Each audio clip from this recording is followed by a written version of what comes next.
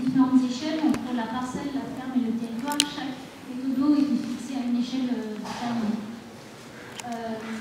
On a remarqué aussi qu'il n'y avait pas de prise en compte d'outils cartographiques qui peuvent s'avérer très utiles et assez peu coûteux et facile d'utilisation.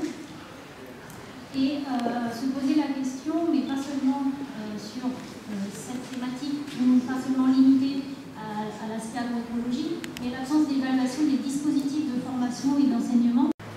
Sur les enseignements à retenir, on a eu la même conclusion sur les 3 sessions, mais c'est la difficulté d'avoir une méthode d'évaluation universelle et plutôt l'intérêt est de combiner les différentes méthodes proposées en fonction des objectifs propres et des besoins à chaque étude. Il est absolument nécessaire de prendre 3 dimensions en compte sur nos méthodologies, à la fois la dimension géographique, avec la considération des différentes échelles, de la parcelle, de l'exploitation du territoire, de prendre en compte la dimension systémique, avec une considération des différents acteurs, des liens entre eux, et la dimension temporelle, avec une étude dans le temps et pas un temps déterminé. La spécificité de l'agroécologie oblige à revoir les cadres classiques d'analyse et des indicateurs qu'on utilise habituellement par exemple en agriculture conventionnelle, car ils ne sont pas à la même pertinence en agroécologie. Dans l'approche, il est absolument nécessaire de bien définir les objectifs, les cibles que l'on vise et le dispositif que l'on veut mettre en place en fonction de nos ressources. Et une fois qu'on a bien défini ça, on peut être capable de mieux définir le choix des indicateurs, de ceux qui sont les plus pertinents, mais aussi la quantité d'indicateurs.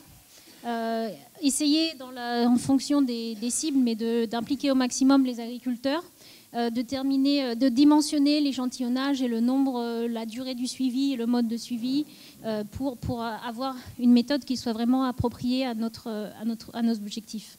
L'idée globale, c'était en conclusion de cette session, mais aussi des 3 sessions, c'est qu'on a besoin non pas de créer une méthodologie unique, mais de réfléchir plutôt à un cadre de référence spécifique pour analyser les aspects multiples et simultanés de l'agroécologique.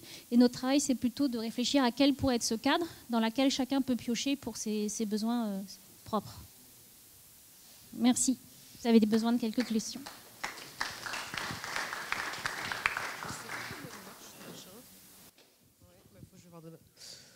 Merci beaucoup, Premila.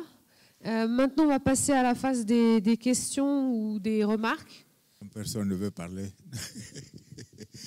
Dans la limite, là où on a parlé de l'absence de l'élevage, je crois que ça provient de notre groupe et qu'on avait signalé également la pêche. C'est-à-dire qu'on avait dit l'élevage et la pêche.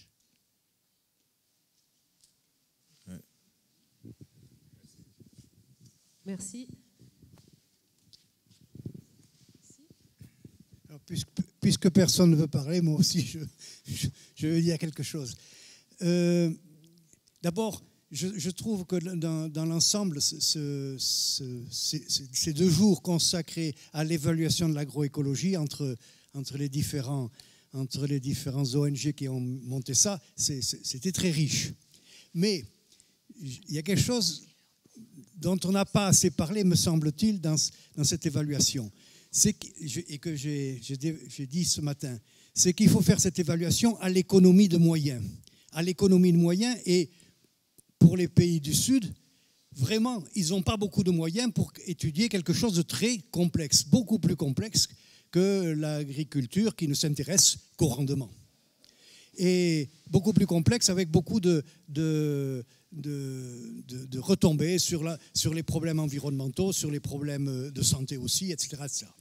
Et par conséquent, il faut le faire à l'économie, et donc il faut faire aussi des mesures, il faut africaniser les références, et je pense qu'un gros problème, ça serait de mettre en commun des références, parce qu'on ne peut pas dans tout... Pour construire des indicateurs les plus adaptés possibles aux différentes situations. Et je pense qu'une prochaine réunion devrait porter sur les références nécessaires dans les pays du Sud pour trouver les différents indicateurs de l'agroécologie. Je pense que ça, c'est quelque chose d'important et qui permettrait d'avancer. Est-ce que quelqu'un veut réagir là-dessus? J'adhère véritablement à ce qu'il a dit parce que c'est le problème auquel on a été confronté à partir du moment où on a commencé à travailler sur l'agroécologie à Dakar dans le cadre donc, du master que j'ai évoqué ce matin. Et j'ai toujours eu à dire à mes partenaires, c'est vrai, ces méthodologies qui sont proposées ont été conceptualisées au nord. Quand on les applique au sud, il faut se les réapproprier. Et depuis, c'est ce genre de travail que nous faisons.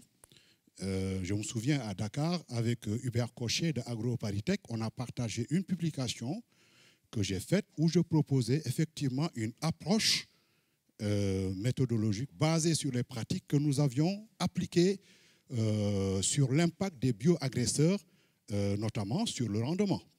Voilà, je pense que c'est très important pour les partenaires de tenir compte donc, des universités. Il y a de la recherche au sud. Cette recherche se déroule dans les universités. Et je pense qu'on a parlé d'économie d'échelle. Nous avons des jeunes que nous formons, que nous pouvons injecter dans les systèmes. En tout cas, au Sénégal, nous sommes en train de faire beaucoup d'efforts. Je ne vais pas développer tout ce qu'on fait ici, mais nous travaillons à monter des plateformes où nous travaillons à mettre en relation les académiques et les communautés à la base. Et nous essayons de travailler sur la problématique de ces communautés en utilisant une approche agroécologique avec des partenaires. AVSF, ce projet s'est fait avec AVSF, GRET, etc. Mais nous travaillons également avec d'autres partenaires sur l'agroécologie et nous développons également des méthodologies. Nous avons des résultats que nous sommes prêts à partager, je l'ai dit depuis ce matin, et il faut tenir compte donc de cette réalité au moment où on conçoit les projets. Je pense qu'il est important, par rapport à l'élaboration des méthodologies au moment où on déroule les projets, où on engage les acteurs du Sud à participer, tenir compte des réalités existantes, tenir compte de ce qui se fait, de manière à pouvoir un peu anticiper et enfin pouvoir en fait capitaliser voilà, sur quelque chose bon, qui pourrait éventuellement demain être applicable, en tout cas être beaucoup plus pertinent. En tout cas, c'est un plaidoyer que je fais. J'utilise un peu cette tribune voilà, pour faire ce plaidoyer. Merci beaucoup. Merci. On a Cathy, c'est ça? Évaluer les systèmes de culture in situ, évaluer les pratiques des agriculteurs in situ, il me semble, exige beaucoup de travail. Ça exige un diagnostic très poussé de ce qui s'est passé. Parce que sinon, on risque d'attribuer, on risque d'avoir des confusions des faits. On risque de dire que telle pratique ne donne pas des bons résultats, mais le résultat est dû en fait à l'interaction d'un facteur qu'on n'a pas pris en compte. Donc on est obligé de bien renseigner les parcelles sur lesquelles on fait les observations. Et du coup, c'est un travail énorme. Et je me dis que finalement, il faut adosser ce travail peut-être à d'autres dispositifs, à de l'expérimentation en conditions contrôlées. Il faut l'associer à des modèles, des gens qui travaillent sur la modélisation, des chercheurs qui font ce travail-là. Et l'évaluation in situ, en fait, du coup, elle devient beaucoup plus facile à réaliser et on peut faire des économies sur certaines mesures. Voilà, c'est peut-être une stratégie, rechercher une bonne synergie entre les travaux des chercheurs et les travaux plus éclatés sur des parcelles d'agriculteurs. Merci. Je voulais juste revenir sur la notion de cadre. En fait, moi, il me semble qu'il y a, j'ai l'impression qu'en fait, il y a des questions cadres auxquelles on n'a pas répondu, et du coup, il y a un peu cette difficulté j'ai l'impression à vraiment arriver à concilier les indicateurs et trucs comme ça. Et Et je pense que si on veut mettre enfin, on a soulevé la difficulté de mettre au point un outil qui soit à la fois utilisable par des paysans, par des chercheurs, par des techniciens.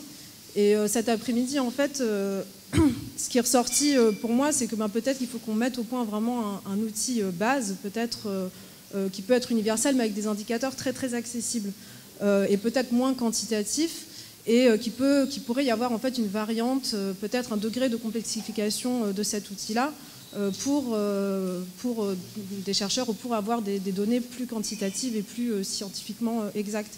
Mais par exemple, pour évaluer la fertilité des sols ou le stockage du carbone ou des choses comme ça peut être des choses très visuelles, les surfaces boisées par exemple, ou du comptage. Et, parce que comme disait, je ne sais pas le nom de ce monsieur-là, mais comme il y a des pays effectivement où il n'y a pas de labo, où il n'y a pas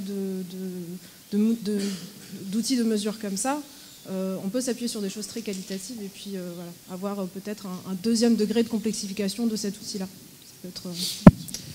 Et même, on parlait des focus group pour le choix des indicateurs ce matin, dans une des présentations. Peut-être aussi de voir comment les gens évaluent par eux-mêmes, comment les agriculteurs, quels sont leurs propres indicateurs qu'ils ont pour évaluer la fertilité du sol, par exemple. Ça peut être aussi, au lieu de proposer une liste d'indicateurs et faites le choix de ceux qui vous parlent, mais aussi de demander tout simplement des questions très simples de la manière dont eux évaluent différents types d'indicateurs environnementaux. D'autres réactions ? Bon, s'il n'y a pas d'autres réactions, on va du coup terminer un peu avant l'heure.